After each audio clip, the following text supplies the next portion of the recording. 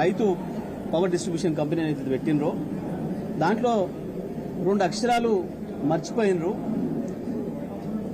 రైతును ఉరివేసే power distribution company అది. రైతులకిచ్చే ఉచిత విద్యుత్తును లేకుండా చేసి రైతును చీకట్లకు నెట్టడానికి ఏర్పాటు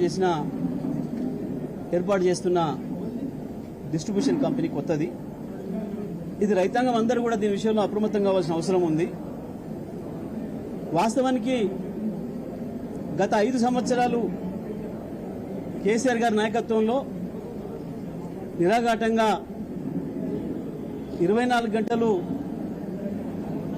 రైతులకు కూడా నాణ్యమైన విద్యుత్తును సరఫరా చేసినాం. మిగతా అన్ని రంగాల వినియోగదారులతో పాటు జూన్ 2014న రాష్ట్ర ప్రభుత్వం కేసీఆర్ చేతిలోకి వస్తే తెలంగాణలో కేవలం నవంబర్ నాటికే గృహ వినియోగదారులకు కావచ్చు, వాణిజ్య వినియోగదారులకు కావచ్చు, పారిశ్రామిక వినియోగదారులకు కావచ్చు 24 గంటల విద్యుత్తును ఇచ్చే కార్యక్రమాన్ని ప్రారంభం చేసిండ్రు. ఆ తర్వాత రైతులకు వరుసగా 7 గంటలు, తర్వాత 9 గంటలు, తర్వాత 24 గంటల విద్యుత్తును ఇవ్వడం అనేది కూడా 2017లోనే ప్రారంభం చేసినాం. దాన్ని వరుసగా 23 వరకు 5 సంవత్సరాలు కూడా పూర్తి క్వాలిటీ పవర్ని ఇచ్చినాం. ఎక్కడ ఒక ట్రాన్స్ఫార్మర్ పగిలిపోకుండా, ఒక రైతు మోటార్ కాలిపోకుండా బ్రహ్మాండంగా మేము విద్యుత్ సేవలు అందించినాం.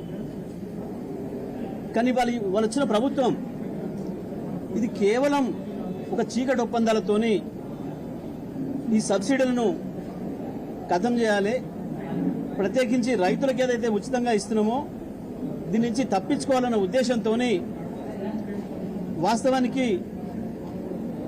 ఏదైతే పేమెంట్స్ వస్తాయో రెగ్యులర్గా వసూలు ఏదైతే జరుగుతాయో ఆ కనెక్షన్లన్నీ వేరు చేసి కేవలం సబ్సిడీలు ఇచ్చే కనెక్షన్స్ను వేరు చేసి ఒక పథకం ప్రకారం వాటిని వేరే వాళ్ళకి అప్పచెప్పడం కొరకు, పూర్తి ప్రైవేటీకరణ చేయడం కొరకు చేసే కుట్రలో భాగంగానే ఇవాళ ఈ 3వ డిస్కాం ప్రతిపాదన తప్ప ఇంకోటి కాదు.